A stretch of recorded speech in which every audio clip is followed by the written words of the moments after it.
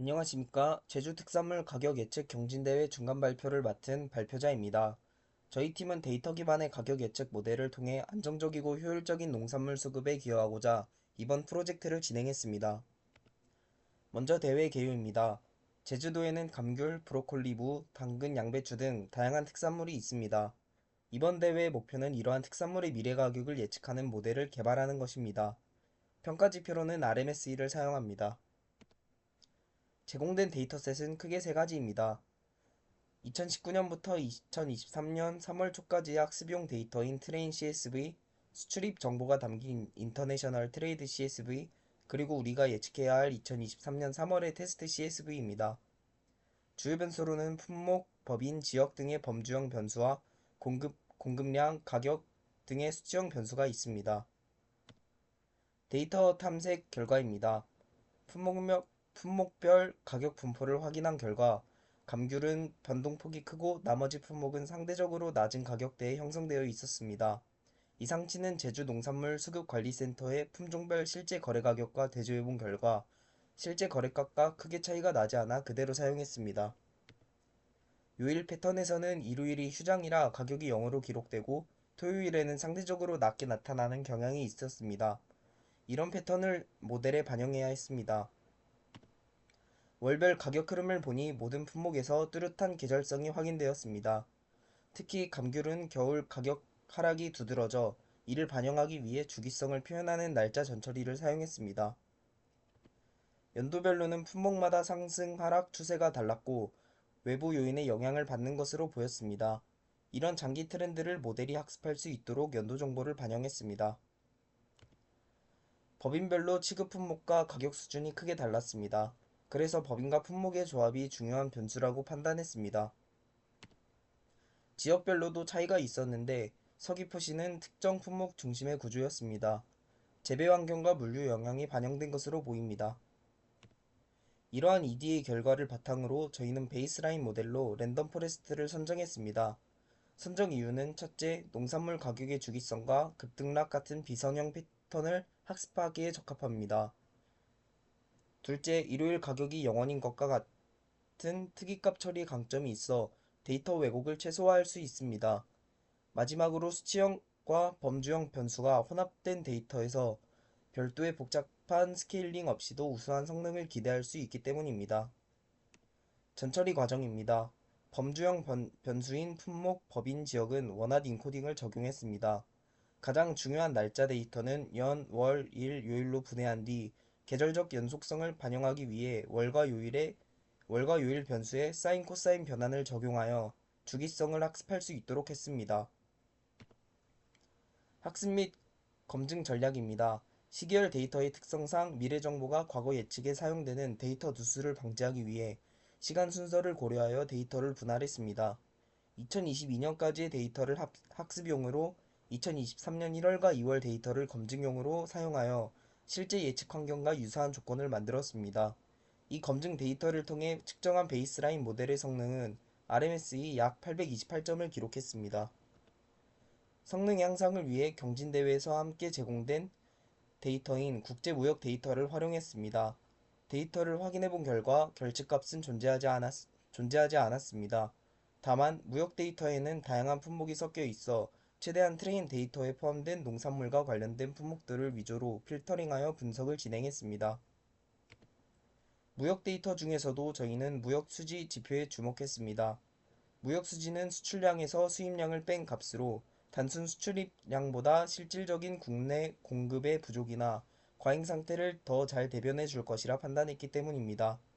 브로콜리의 연도별 무역 수지 그래프를 확인해 보니 실내 구간의 변동이 커서 뚜렷한 경향성을 파악하기 어려워 좀 더 세부적인 월 단위 분석으로 전환했습니다. 브로콜리의 월별 무역 수지와 가격 관계를 분석한 결과 흥미로운 패턴을 발견했습니다. 2월에서 4월 사이에는 무역 수지가 높아지면 가격이 낮아지는 반비례 관계가 보이고 9월 이후에는 비례 관계가 나타나는 경향이 있습니다. 이는 월별로 공급과 가격의 관계에 변곡점이 존재함을 시사합니다. 저희는 이러한 패턴이 다른 품목에도 적용될지 확인하기 위해 다시 한번 품목별 월 평균 가격 흐름을 점검했습니다. 브로콜리, 당근, 감귤, 양배추, 무 모두 특정 계절에 가격이 최고점을 찍고 하락하는 뚜렷한 주기를 가지고 있음을 재확인했습니다. 이를 바탕으로 무역수지와 품목별 월평균 가격 간의 상관계수를 분석했습니다. 분석 결과 과거의 무역수지 데이터가 현재 가격 예측에 기여할 수 있다는 가능성을 확인했습니다. 따라서 저희는 단순 무역수지가 아닌 1개월 전부터 5개월 전까지의 무역수지 데이터를 시차 변수로 생성하여 모델에 입력하는 테스트를 진행했습니다. 최종적으로 검증 데이터셋을 통해 테스트한 결과 4개월 전에 무역수지 정보를 추가했을 때 RMSE가 가장 낮게 나와 성능이 개선됨을 확인했습니다. 이것이 저희의 최종 베이스라인 모델 구성입니다. 데이터 준비를 마친 후 예측의 안정성을 확보하기 위해 앙상블 전략을 도입했습니다. 단일 모델만으로는 일반화 성능을 높이는 데 한계가 있기 때문에 서로 다른 특성을 가진 모델들을 결합하기로 했습니다. 저희가 선정한 모델은 비선형 패턴에 강한 랜덤 포레스트, 복잡한 상호작용 학습에 유리한 XGBoost, 그리고 대용량 데이터 처리에 효율적인 라이트 GBM입니다. 이 세 가지 모델을 각각 최적화한 뒤 결합하여 최종 예측값을 도출했습니다. 처음에는 별도의 파라미터 조정 없이 랜덤 포레스트 기본 설정으로 학습기 100개만 사용해 모델을 학습하고 제출했습니다. 이후 성능을 개선하기 위해 가장 먼저 맥스뎁스 값을 조정해 보았습니다.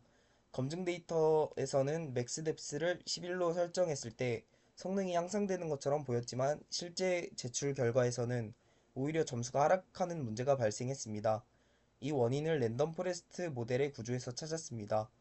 랜덤 포레스트는 편향은 낮지만 분산이 높은 약한 학습기 여러 개를 배깅으로 결합해 분산을 줄이는 방식으로 성능을 높입니다.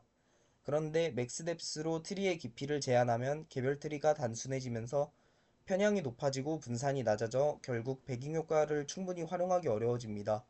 그래서 처음엔 개별 트리의 복잡도를 높이기 위해 가지치기 관련 파라미터는 사용하지 않았고 대신 학습기 간 상관관계를 줄이는 방향으로 접근했습니다. 트리가 분할 시 고려하는 특성수를 제한하는 맥스 피처스 파라미터에 랜덤성을 부여하여 트리 간 상관관계를 낮추었고 학습기 수와 맥스 피처스 값을 그리드 서치로 최적화해 성능을 개선할 수 있었습니다. 다음으로는 XGBoost 모델을 사용했습니다. 이 모델은 부스팅 계열의 모델로 이전 학습기의 오차를 활용해서 학습을 진행하는 모델입니다. 파라미터를 고르기 위해서 검증 데이터를 활용한 RMSE는 높은 값을 나타내고 학습 데이터를 사용한 RMSE는 낮은 값을 나타내는 학습기 개수와 학습률을 찾았습니다. 이렇게 과적합이 일어난 상태에서 개별 학습기의 복잡도를 통제해서 좋은 파라미터를 찾는 시도를 진행해 보았습니다. 레그 알파, 레그 람다 등 트리 복잡도를 설정하는 파라미터들을 활용해서 XG, XG 부스트 개별 트리의 복잡도를 조절할 수 있는 파라미터를 하나씩 추가하면서 검증 데이터의 RMSE는 낮아지고 학습 데이터의 RMSE는 높아지는지를 확인하여 최종 파라미터를 확정했습니다. 라이트GBM 또한 XGBoost와 같은 방식으로 과적합을 유도한 뒤 규제를 적용하는 방식으로 파라미터를 선정하였고 이를 통해 모델의 일반화 성능을 높였습니다. 마지막으로 앙상블 과정입니다. 기존 전처리 과정에서 사인 코사인 변환을 진행한 월 1 데이터가 중복되는 것 같아 제거를 했었으나 랜덤 포레스트 모델에서는 이 원본 데이터를 추가했을 때 성능 개선이 이루어졌음을 확인했습니다. 따라서 앙상블을 진행하기 전에 월 1 피처를 다시 추가한 후 앞서 개선된 랜덤 포레스트, XGBoost, 라이트GBM 모델을 활용해 최종 앙상블을 진행했습니다. 하지만 이렇게 각 모델의 하이퍼 파라미터를 정교하게 최적화하고 앙상블 기법까지 적용했음에도 불구하고 추가적인 성능 향상에는 한계가 있었습니다. 저희는 단순히 모델을 튜닝하는 것만으로는 부족하다고 판단하여 다시 데이터로 돌아가 추가적인 파생 피처 생성과 전처리 방식 개선을 통해 돌파구를 찾고자 했습니다. 베이스라인과 앙상블 모델의 성능을 한 단계 더 끌어올리기 위해서는 데이터 자체를 더 정교하게 다듬는 과정이 필요했습니다.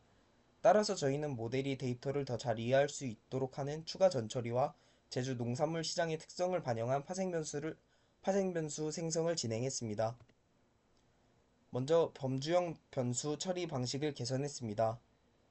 초기에는 원핫 인코딩을 사용했으나 이는 변수의 차원을 지나치게 증가시켜 모델의 학습 효율을 떨어뜨리는 문제가 있었습니다.